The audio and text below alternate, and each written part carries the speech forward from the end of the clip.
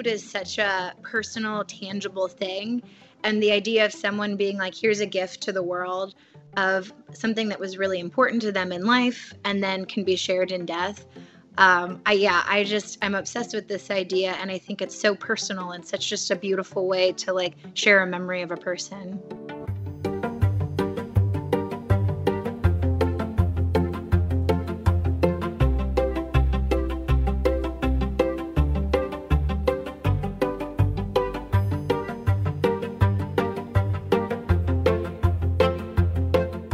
Really, really beautiful grave, and it has the ingredients of her spritz cookie.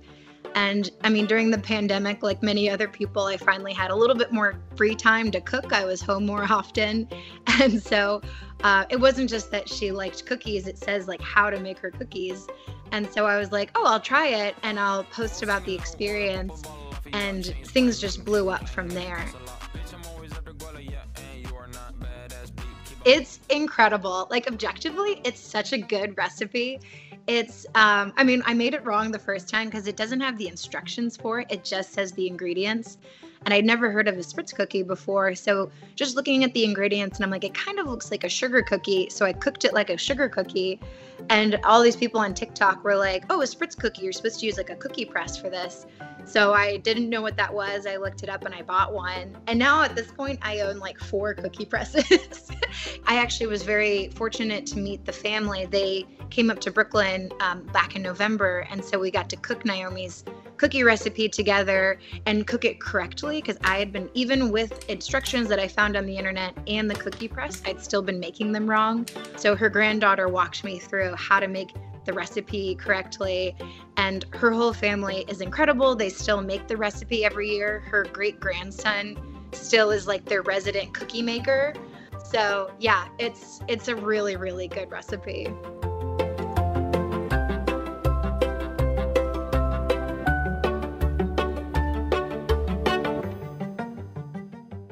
At this point, all of these have been crowdsourced.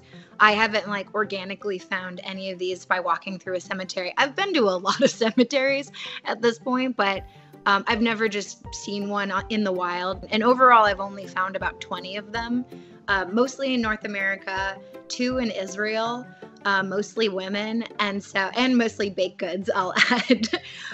So it's not super common considering how many cemeteries and graveyards there are out there, but there's more than one of them, which makes it super interesting. Part of my process is like I hear about it, I try to find out as much about who the person was, maybe an obituary or anything about the graveyard. I have like this like Google map where I have them all pinned to like where the gravestone is or where I think it is. And then once I learn about the person, then I'll try to make it.